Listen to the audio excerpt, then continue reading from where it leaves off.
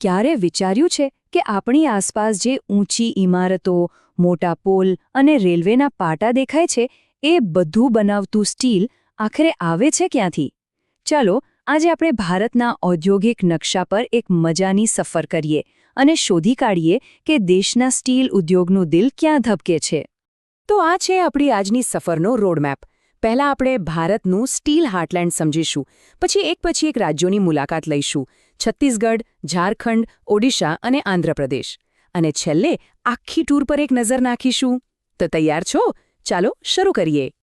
આપણી સફરની શરૂઆત થાય છે ભારતના સ્ટીલ હાર્ટલેન્ડથી. આ કોઈ એક શહેર કે રાજ્યનું નામ નથી, પણ આ એ ભૌગોલિક વિસ્તાર છે જ્યાં દેશનું મોટા ભાગનું સ્ટીલ બને છે. એમ કહી શકાય કે આપણી આખી યાત્રાનો પાયો જ અહીંયા છે.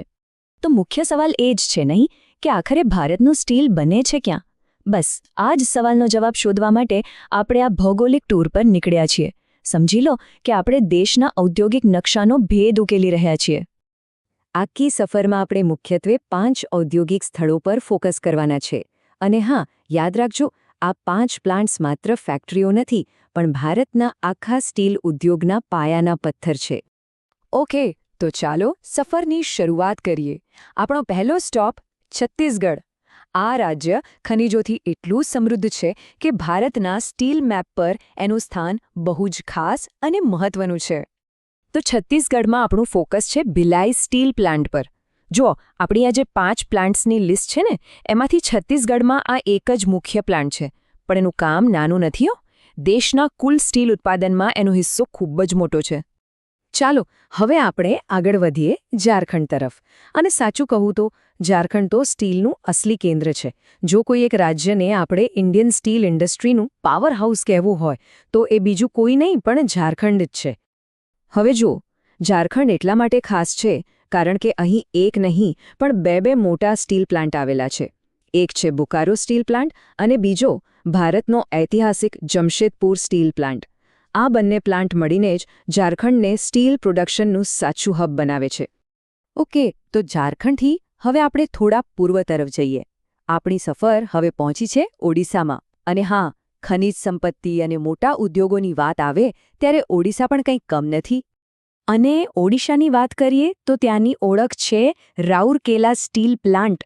આ પ્લાન્ટ રાજ્યના ઔદ્યોગિક વિકાસનો એકદમ મહત્વનો ભાગ છે અને દેશના સ્ટીલ ઉત્પાદનમાં પણ એનો રોલ ખૂબ જ મોટો છે.